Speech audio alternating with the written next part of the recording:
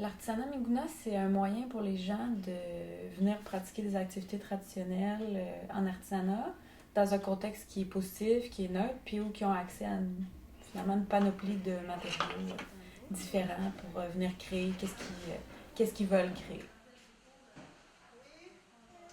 C'est une façon pour les gens de dire, bon, ben aujourd'hui j'ai le goût d'apprendre à faire X choses. Il y a des gens qui sont ici, qui apprennent tous les jours à faire certaines choses, puis ils se transmettent les connaissances. Donc un nouveau participant arrive, il peut avoir accès à plein de matériaux qui sont ici, là, autant pour faire, on passe du capteur de rêve aux bijoux en perles, aux mocassins, aux mitaines, des sacoches en cuir. C'est quand même assez varié. C'est pour faire un canon d'écorce. C'est une façon aussi d'intégrer les gens en emploi. Donc, ça devient une raison pour certaines personnes, je pense, de se lever le matin, j'ose espérer. Puis aussi une façon alternative et positive de faire un peu de sous.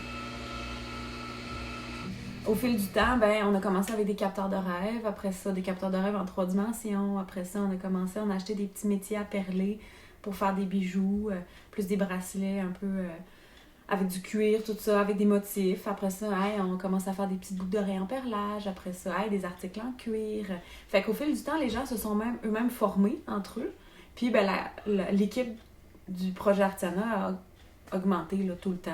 Aujourd'hui, il y a un noyau, je dirais, d'une 15aine de personnes qui viennent ici toutes les semaines. Mais depuis le début, depuis 1 an et demi que le projet existe, je dirais qu'il y a peut-être une 50aine de personnes qui ont produit quelque chose au projet d'artisanat puis qui ont été payées pour le faire. Mais au fil du temps, il y a de plus en plus de gens qui se sont greffés au projet qui avaient des connaissances particulières en certaines choses. C'est bon, il y a des gens, une femme qui est arrivée ici au courant de l'été dernier, une super bonne connaissance du perlage, des différentes sortes de perlage. Fait que c'est des connaissances qu'elle a léguées à l'artisanat en étant là dans le quotidien. Elle a appris plein de choses à plein de gens. Puis ces connaissances-là se sont transmises. C'est un peu ça le but aussi. Les deux buts, c'est de dire, j'offre aux gens une façon alternative de contrer la pauvreté, de faire des sous. Puis l'autre but, c'est de dire, on permet la transmission des connaissances traditionnelles par les gens eux-mêmes. Donc, on crée un espace de travail qui est neutre, puis qui est positif.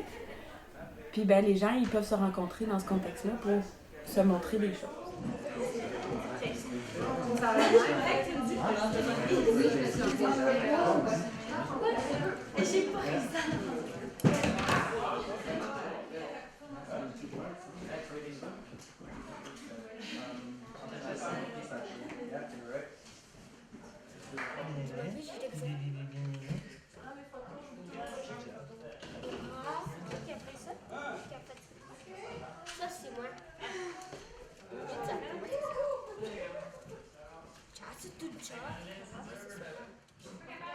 Is Frank?